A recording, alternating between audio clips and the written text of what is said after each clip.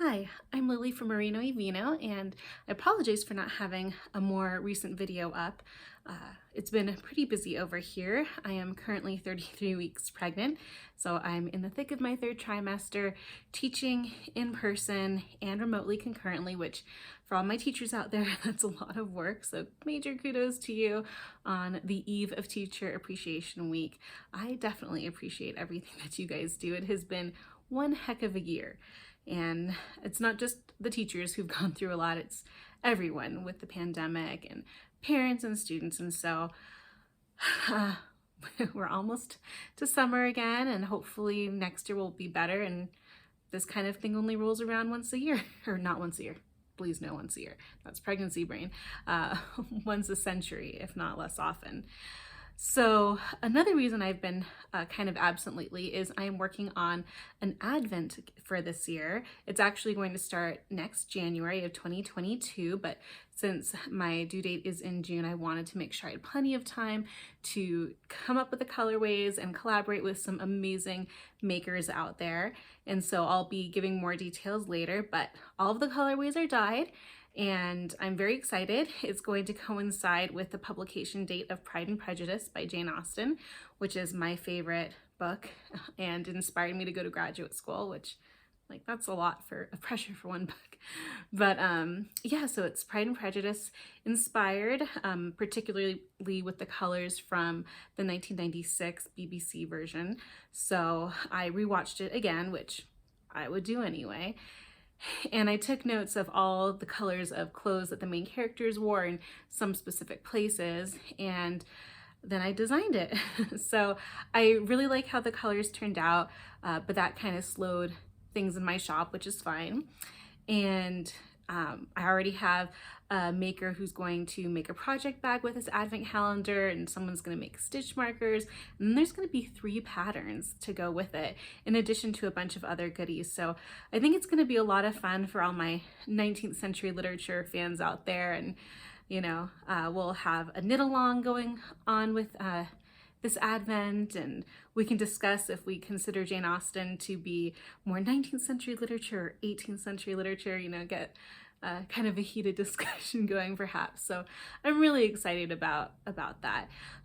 Now that it's done though, I'm focusing more on dyeing yarn that's going to be released now. So this update is about that.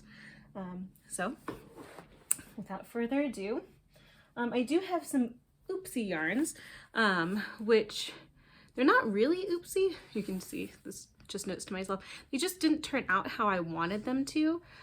So this is kind of a variegated light blue and yellow, and they're 20-gram mini skeins in sock weight.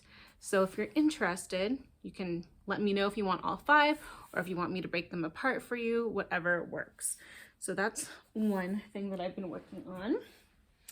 Another oopsie is this skein, which you can see has different hues of green and navy, and also kind of a variegated or tonal black and gray. Again, it's not that anything is wrong with this yarn, it's just not how I intended it. So this is also live on my shop. And then I've been really into spring colors, and I asked my sister-in-law, who's an artist, like, what 3 colors do you associate with spring? And she said green, pink, and I think lavender. I have to double check my text message from her. And so I've been focusing on the green portion, and for some reason green just doesn't photograph very well. So this is my spring blossoms. It's funny, on video the green comes out perfectly, and you can see that there's little pink speckles on this one and some yellow speckles too, because she said she also associates yellow with things, and I told her, quite frankly, I always see yellow. I just think yellow is a great contrast color to have with most colorways. Oh, and this was another oopsie yarn. Not that there's anything wrong with it, but it just didn't pan out the way I wanted it to. I think it had bigger spots of blue than I wanted, but it has some nice speckles. It's very neutral, would go inside very nicely with pretty much any accessory or clothes you might wear. Great for socks, non-repeating colorway. That's the other pink one, so I don't show you the same one. Then, just to keep things nice and tonal, this is a semi-solid in the same green, or might be slightly lighter than this one. Yeah, but they go together nicely. I'm calling this one Mint. So it's very light. And to jazz it up, I also have two with speckles, just the green speckles, although you can actually see some blue. Just the way the dye broke, it has blue and green. But I think it's stunning, and so all of these do go together. So I'm gonna start on the pink portion today. So you can see lots of green. I've been into it lately. So I'll start the pink today, and then I'll do lavender next weekend, and then you should be able to have a set. It's all going to be in the same weight, which is a DK Superwash Merino. But if you want it in a fingering weight for sock yarn or something else, just let me know and I'm happy to make those adjustments. Then I also have some finished projects. I've been doing the 2021 Indie Sock Knit Along by Yumi Yarns, and I'll have these posted below. So this was, I think, her February sock. I'm putting my hand in it so you can see the design, because socks aren't as pretty when they're not on, I feel. So these are also for my sister-in-law. And then I just finished March's socks, which are going to my friend overseas, and I just love how this turned out. So again, hand-dyed yarn. This one I can't repeat this color because I accidentally mixed two 1% stock solutions together. I'm sure I could figure it out eventually though, so if you like this color, let me know and I will do my best to replicate it if you'd like to buy it. All the colors I'm showing, except for these socks, I can replicate, and then I'll be starting April's, even though it's May 2nd, I'll be starting April's sock hopefully tomorrow, and that's going to be for my mom. And I dyed up this green, which I now need to make look pretty, and wind it up into a skein. When I took the picture for her, again, green seems to be washed out in pictures. I don't know why, but it's coming in beautifully here, and I'm really excited for April sock. I wanted to be able to knit one pair of socks per month, but I've been working on a few projects at a time, so that's probably why. And then I was also requested to knit a hat in royal blue. So this color is not available on my website yet, but again, if you like it, just tell me, you know. It was the blue that I'm designing for a hat, so I'd be happy to put that on the website as well. So what other objects am I working on? I showed you two pairs of socks. I did finish a cowl, but I already gave it away, so I don't have it to show you, unfortunately. I've also taken up crochet. I think this is the 4th time. I've known the stitches for a while, but the difference, I think, between crochet and knitting, besides hook versus needles and 1 versus 2, is with knitting you don't need to be able to read your knitting, like the actual fabric, as soon. You can just count your stitches and take it on good faith that it works. So although I've been knitting, gosh, at least 15 years, for some reason it just took me a long time to learn how to read my knitting and knit backwards and undo mistakes and stuff like that, and I still have a lot to learn. But with crochet you kind of have to just jump in and be able to recognize the fabric immediately, and that just always scared me so much. But it is very forgiving because you can just frog it pretty easily. Another nice thing about crochet is it's always the cast off edge. Like you can kind of end wherever you want because just pull your yarn through and you're done, which is very nice. And I also learned a trick that if you put stitch markers on either side, you can actually like get something that looks square rectangular like a scarf. And before, when I would try crochet, my scarves would kind of do this and it wasn't very pretty. So during quarantine, I took it up again and I was able to make 2 granny square blankets, which I have since sold, and because that's what I wanted. I just love how granny square blankets look. I don't know. It's kind of my dream to have a granny square blanket over the top of my couch, which my husband doesn't like that look so much. I know it is kind of an antiquated look, but I love it. I feel like there's something so quintessential about it. So anyhow, I decided that with each crochet project I do, I'm going to push myself to learn something new. So I did the granny square blankets. I did 2 of them. Or maybe 3. Well, I think I did 1 that was just striped, and changing colors was hard enough for me. And then I did 2 granny square blankets. And then I did a cowl, which I actually crocheted flat and then seamed because I'm better at seaming with a darning needle, because I've done that with knitting more, rather than slip stitch crochet together and go in a circle, but that's on my to-do list. The next thing I wanted to do was a shawl. And this isn't like a ton of new learning because it's the granny square in a triangle form.